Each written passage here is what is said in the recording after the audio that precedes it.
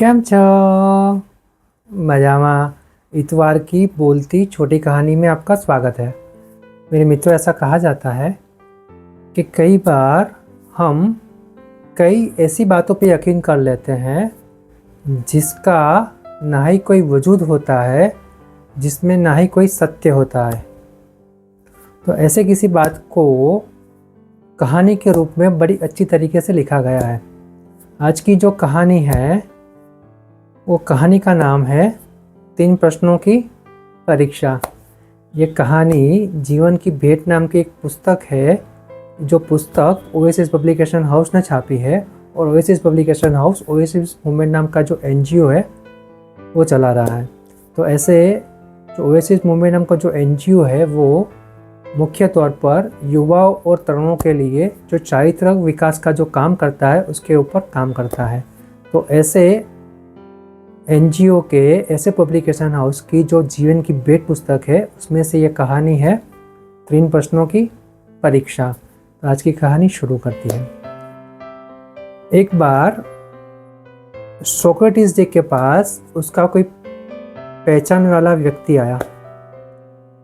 वो व्यक्ति सोक्रेटिस से मिला, उनसे थोड़ी बात की और वो सोक्रेटिस से बोलने जा रहा था कि मैंने आपका जो वो खास दोस्त है उसके बारे में कुछ सुना है। मैं आपको बताना चाहता हूँ। वो बोलने ही जा रहा था कि सोक्रेटिस जी ने उस व्यक्ति को रोका और बोला कि आप जो मेरे दोस्त के बारे में कहना चाहते हो वो ठीक है, आप कहिए, लेकिन उससे पहले मैं कुछ ऐसा जानना चाहता हूँ जिससे मुझे पता चले कि आप जो बोलना चाह रहे हो मेरे काम मुझे सुनना है कि नहीं सुनना है। इसीलिए मैंने एक फिल्ट्रेशन किया है। मैंने 3 प्रश्नों की परीक्षा बनाई है। अगर मैं आपको ये 3 प्रश्न पूछता हूँ और आप इन तीनों के मुझे जो जवाब चाहिए वो दे रहे हैं, उसके बाद मैं आपकी बात सुनूंगा। उस व्यक्ति ने कहा ठीक है, अब पूछिए। सोक्रेटिस जी ने कहा कि आप जो मेरे दोस्त के बारे में बताना चाहते हैं वो क्या 100% सच है? मतलब आप जो बताना चाहते हैं वो 100% ट्रूथ है? वो व्यक्ति थोड़ा कंफ्यूज हुआ, थोड़ा सोचने लगा और हाँ ना बोलने लगा। सोक्रेटिस जी ने कहा कोई बात नहीं, चलो, यानी आपको पता नहीं है कि आप जो मेरे दोस्त के बारे में बताना चाह रहे हो वो पूरा सत्य है या अधूरा है। ठीक है, अभी मैं दूसरा आपको प्रश्न पूछता हूँ कि जो आप मुझे बताना चाहते हो मेरे दोस्त के लिए, क्या वो उसके लिए अच्छा है? जैसे ही ये सवाल सोक्रेटिस ने पूछा, वो व्यक्ति फिर से सोचने लगा और तुरंत बोला कि नहीं, उसके लिए अच्छा नहीं है, उसके लिए बुराई है। तो वो व्यक्ति ने बोला, सोक्रेटिस जी ने बोला, देखो, आप जो बात बताने जा रहे हो, एक तो वो पूरा सत्य नहीं है, दूसरा वो मेरे दोस्त की बुराई है।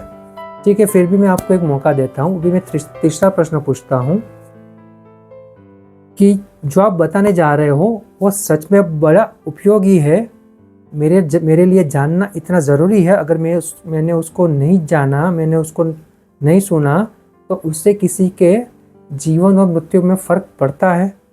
ऐसा कोई बात है तो आप मुझे बताइए।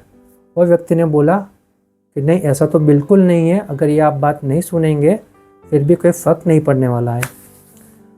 तो सोक्रेटिस जी ज़रा मुस्कुराए और उस व्यक्ति को बोला कि आप आए हैं वो अच्छी बात है, लेकिन सुनो, आपने ही बताया है कि आप जो बोलने जा रहे हो मेरे दोस्त के बारे में, ना ही वो पूरा सत्य है, ना ही वो मेरे दोस्त के लिए अच्छा है, और ना ही मेरे लिए जानना ज़रूरी है।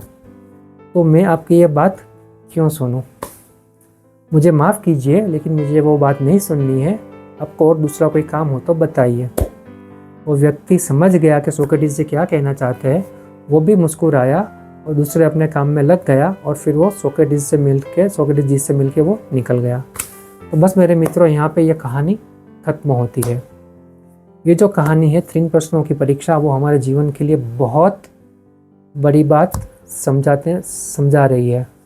मेरे मित्रों, हमारे साथ भी ऐसा कई बार होता है कि हम हमारे काम में मशगूल होते हैं और कोई हमारे पास आके कुछ ऐसी ऐसी बातें सुना जाता है जिसका ना ही कोई तथ्य होता है, ना ही सच होता है, ना ही हमारे लिए ज़रूरी होता है, फिर भी हम सुनते हैं और हमारे मन को ख़राब करते हैं, हमारे काम को ख़राब करते हैं।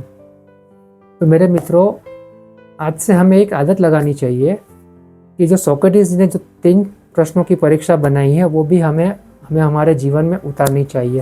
अगर हमसे कोई व्यक्ति किसी के बारे में, किसी परिस्थिति के बारे में कुछ बताने आ रहा हो तो हमें भी सबसे पहले फिल्ट्रेशन करना चाहिए, सबसे पहले स्पष्टीकरण करना चाहिए कि जो व्यक्ति बोलने जा रहा है, बताने जा रहा है, वो सत्य है या नहीं, अच्छा है या नहीं, और हमारे लिए ज़रूरी है या नहीं। अगर इन तीनों प्रश्नों का जवाब ना है तो हमें ऐसी बात सुननी ही नहीं है, क्योंकि ऐसी आधी अधूरी और झूठी बातें सुन के हम हमारा जीवन खराब कर देते हैं। दूसरों के बारे में ऐसा अनुमान बना देते हैं, ऐसे पैराडाइम्स बना देते हैं कि अगर उसमें से 1% भी कुछ हुआ ना तो हम उसके ऊपर 100% विश्वास करने लगते हैं और ऐसे ही हमारी मान्यता बनती जाती है और ऐसे ही हम हमारा जीवन खराब कर देते हैं। तो बस मेरे मित्रों, बात इतनी सी है कि आज से हम हमारे जीवन में 3 प्रश्नों की परीक्षा उतार देनी है। जहाँ पे भी ऐसा मौका आता है वहाँ 3 प्रश्नों की परीक्षा सामने लाके सामने वाले की बात सुननी है या नहीं सुननी है वो तय करके उसके बाद ही आगे बढ़ना है। और इतना हमने कर लिया तो हम हमारे जीवन को और ज़्यादा बेहतर बना सकते हैं और हमारा जो समय व्यतीत होता है, समय बर्बाद होता है, उसको बचा सकते हैं। भी मेरे मित्रों, इसी तरह की इतवार की बोलती छोटी कहानियाँ हर रोज के सुविचार अंग्रेजी और गुजराती में, इसके अलावा विद्यार्थियों, शिक्षकों और माता पिता को उपयोगी ऐसा एग्जाम के ऐसे की तैसे, रिजल्ट के ऐसे की तैसी जैसे पॉजिटिविटी से भरे हुए सकारात्मक वीडियोस, इसके अलावा बहुत सारी महत्वपूर्ण बातें, ये सब वीडियो तो पॉजिटिविटी से भरे हुए, वो आप देखना चाहते हो तो मेरे यूट्यूब चैनल है नील रूट मूवमेंट, उसके ऊपर जाके आप देख सकते हो। और मेरे मित्रों, मैंने पॉजिटिविटी की जो चेन शुरू की है उसको आगे बढ़ाने में आप मेरी मदद कर सकते हो। मेरे मित्रों, आज के इस समय में हर व्यक्ति नकारात्मक हो चुका है, हर व्यक्ति नेगेटिव है, उसको कुछ ना कुछ सकारात्मक मटेरियल की, सकारात्मक बात की ज़रूरत है। तो अगर इस समय पे ऐसी कोई बात अगर उस तक पहुंच जाती है तो वो उसके जीवन को सुधार सकती है, जीवन को बर्बाद होने से बचा सकती है। तो बस मेरे मित्र, मैंने इतना सा प्रयास किया है, तो आप मेरा इस प्रयास में मेरी मदद करो और ये सब वीडियोज़ आप अपने फ्रेंड्स ग्रुप में, फैमिली ग्रुप में, ऑफिस ग्रुप में, सोसाइटी ग्रुप में वगैरह जगह फॉरवर्ड करो, शेयर करो, सब्सक्राइब करो, ज़रूरत पर कमेंट भी करो। बस इतना सा करोगे तो मेरी जो मेहनत है वो थोड़ा रंग लाएगी और जिसका जीवन सच में सुधर सकता है वो सुधर जाएगा। तो बस मेरे मित्रों, इतनी सी मदद करो, मुझे पता है कि आप इतनी मदद ज़रूर करेंगे। अब मेरे मित्रों, हम मिलेंगे अगले इतवार को। अगले इतवार की बोलती छोटी कहानी का नाम है कीचड़ या तारा।